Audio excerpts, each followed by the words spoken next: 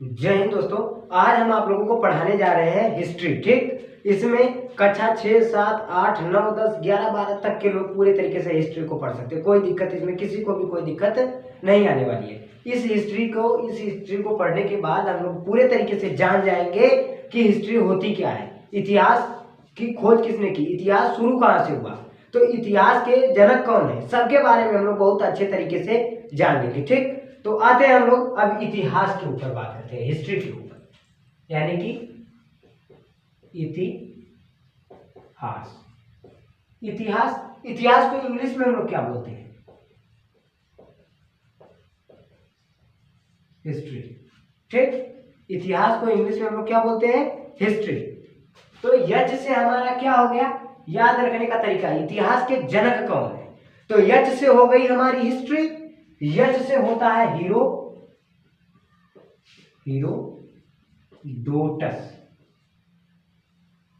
यच से हिस्ट्री, यच से हीरोडोटस। तो इतिहास के जनक कौन है? हीरोडोटस। याद रख लेंगे, यच से हिस्ट्री, यच से हीरोडोटस। तो इतिहास के जनक हीरोडोटस। इस इतिहास के जनक हीरोडोटस। इतिहास को देखो 3 भागों में बांटा गया। इतिहास को कितने भागों में बांटा गया? हिस्ट्री को कुल टोटल 3 भागों में बांटा गया। हिस्ट्री को 3 भागों में बांटा गया। पहला है प्रागैतिहासिक,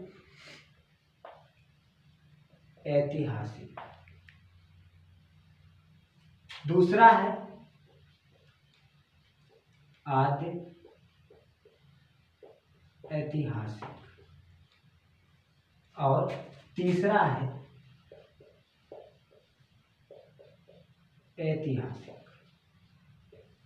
ठीक, ध्यान रखना, आद्य ऐतिहासिक, प्रागैतिहासिक, आद्य ऐतिहासिक और ऐतिहासिक। प्रागैतिहासिक क्या है? तो प्रागैतिहासिक इसका नाम क्यों पड़ा? तो इसमें पत्थरों का उपयोग बहुत ज्यादा हुआ था। इतिहास का वह कालखंड जिसमें पत्थरों का ही बहुत ज्यादा उपयोग हुआ था, उसी को हम लोग किसका नाम दिए थे? प्रागैतिहासिक का। ठीक, ध्यान रखना, प्रागैतिहासिक को ना तो लिखा गया ना ही पढ़ा गया।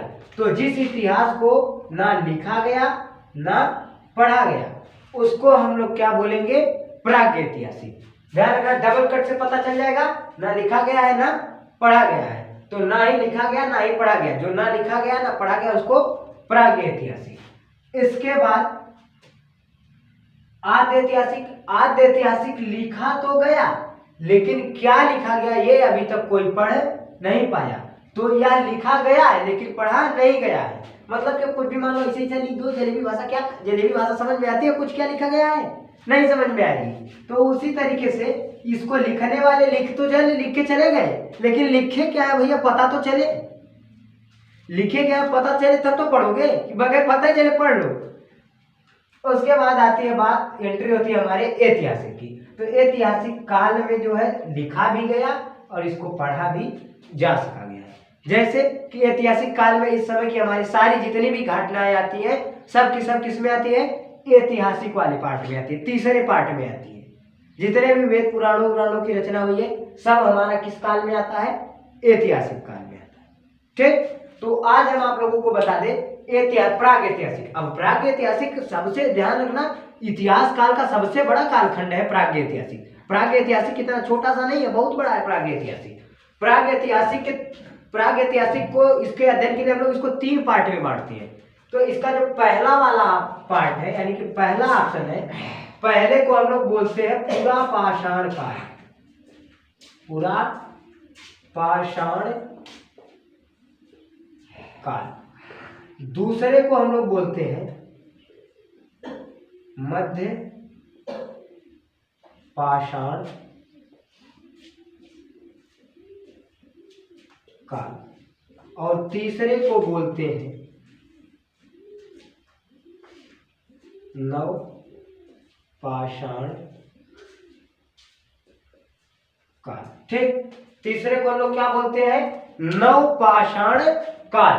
ध्यान रखना, इतिहास जो हमारा ये प्रागैतिहासिक है, इतिहास की हमारी जो शुरुआत हुई थी 25 लाख वर्ष पहले हुई थी, लगभग कितना? 25 लाख वर्ष पहले। 25 लाख वर्ष पहले, 25 लाख वर्ष पहले इंसान एशिया महाद्वीप में, अफ्रीका महाद्वीप में आया था। कहाँ आया था? अफ्रीका महाद्वीप में लगभग 25 लाख वर्ष पहले आया था। तो इंसान पूरा पाषाण काल में कब आया था? 25 लाख वर्ष पहले। कहाँ आया था? एशिया, अफ्रीका महाद्वीप में आया था।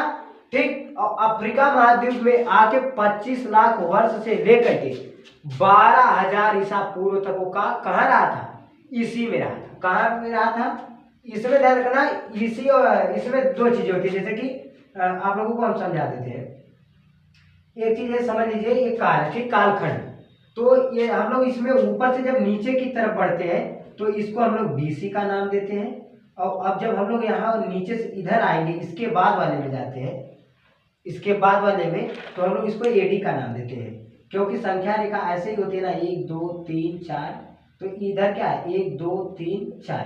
तो हम लोग बड़ी गिनती से छोटी गिनती की तरफ आ रहे हैं, लेकिन इसमें क्या होता है, इधर ऐसे हो जाता है ना, 1 2 3 4। तो छोटी गिनती से हम लोग बड़ी गिनती की तरफ बढ़ते हैं। तो एसी और बीडी से इसको हम लोग दिखाते हैं, ईसा पूर्व इसी में आता है। तो जब हम लोग इधर आते हैं नीचे की तरफ तो ईसा पूर्व पढ़ते हैं, और जब इसके बाद इधर आ जाते हैं तो इसको हम लोग ईसवी में पढ़ने लगते हैं, एडी को। ठीक, ध्यान से देखिए। तो इसकी शुरुआत कहाँ से हुई थी? 25 लाख वर्ष से लेकर के, कहाँ से लेकर के? 25 लाख से कब तक चला था? 12,000 वर्ष तक। कितना के लिखने हो जाएगा ना? हाँ, 12,000 वर्ष, 12,000 ईसा पूर्व तक कब तक चला था? 12,000 ईसा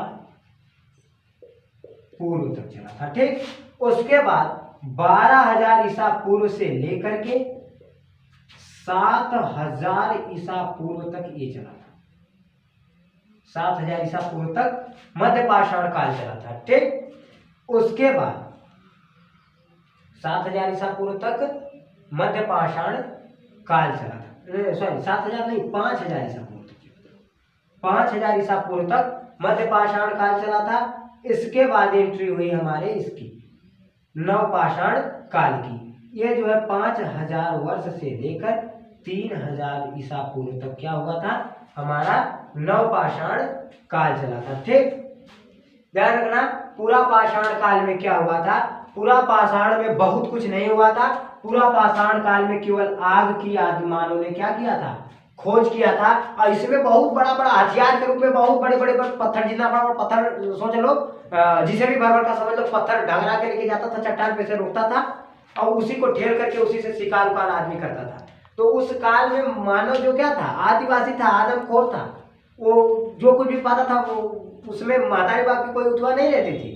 जिसको पाया उसी को पकड़ के बहा दिया। दादाजी उसके मर गए तो दादाजी को चबाना शुरू कर देता था उस समय। तो उस समय का ध्यान रखना। तो पूरा पाषाण काल में खाली क्या हुई थी?